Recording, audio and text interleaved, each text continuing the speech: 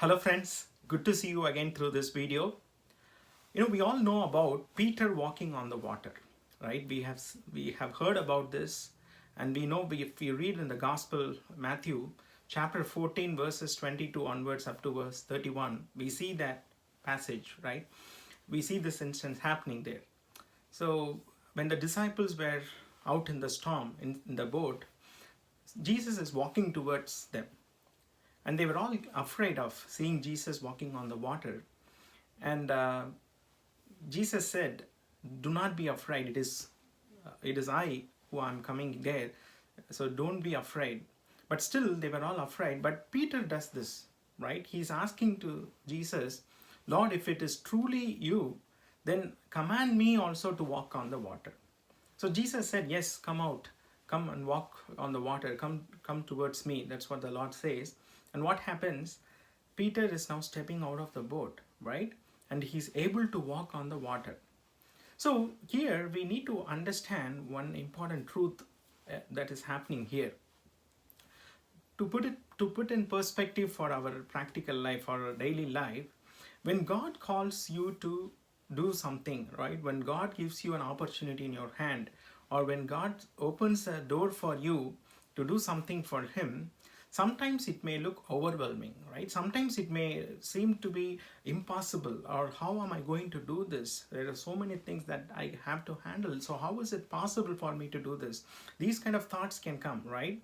But see what God does here for Peter. He's giving him the command, come out, right? He's giving him the assurance that I am here, you come out.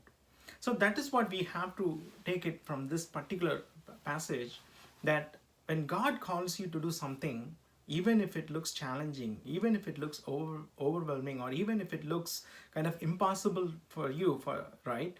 But you can trust in the Lord, and you can step out of your comfort zone and keep moving forward. And then what happens, we see, as Peter started to move towards the Lord, right? Where he was walking on the water. But what happened then, after a few minutes, he started to look around the waves, right? The storm, the waves that are around him. And he got afraid, and now he began to sink. And immediately Jesus was there, and he lifted Peter, and he said, "Why do you have little faith?" So the second important lesson that we can take for our practical life here is, when you take the step out, right? When you are taking a new step, a bold and a courageous step, it is very important that you have your focus on Jesus.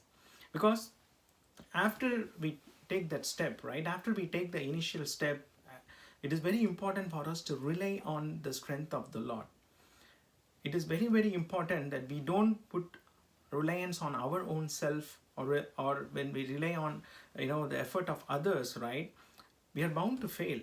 And that is why we need to be very, very careful that as we begin to walk in the race that God sets us for us, we need to make sure that we are focusing on the Lord, that our focus is always on Jesus Christ.